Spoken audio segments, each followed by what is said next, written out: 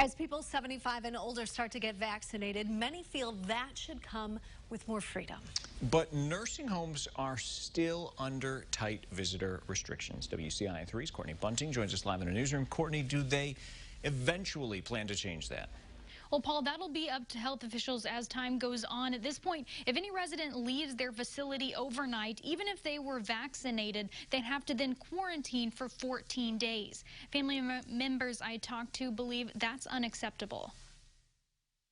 Why are we vaccinating if we're not going to see any benefit for the resident? That's the question many like Carrie Leljadal are asking as visiting guidelines in nursing homes remain mostly the same.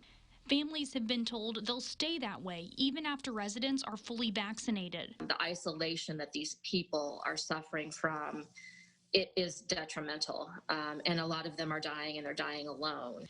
Julie Lewis's father will likely be vaccinated soon. She feels that should come with more freedom, but she's been told he'd have to quarantine for 14 days if he leaves overnight for a visit, aside from a doctor's appointment. For someone with dementia, it's just really heart-wrenching. They don't know why, they don't understand. It's kind of like dropping off a kid at daycare and never going back for them. Just very sad. I just would have never ever have realized in my mind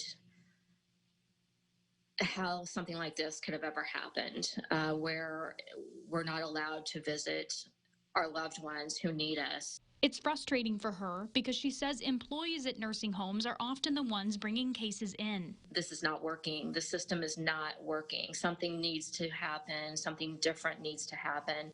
Leljadal's son stays in a facility too. She's told he could be vaccinated in a few weeks, but he too will have to follow the same restrictions. She feels that's both unnecessary and harmful. This should be about quality of life, dignity, respect, and the residents still don't have that.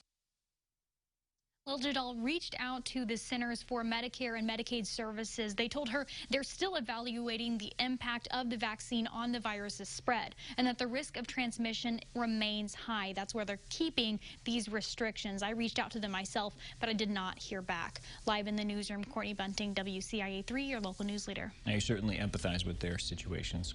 Courtney, thanks. Now, we reached out to Clark Lindsay's Meadowbrook Health Center. That's in Urbana. If a resident there is gone overnight, they have to quarantine for 14 days. If they're gone for less time than that, they have to take the state's risk assessment to determine what they do next.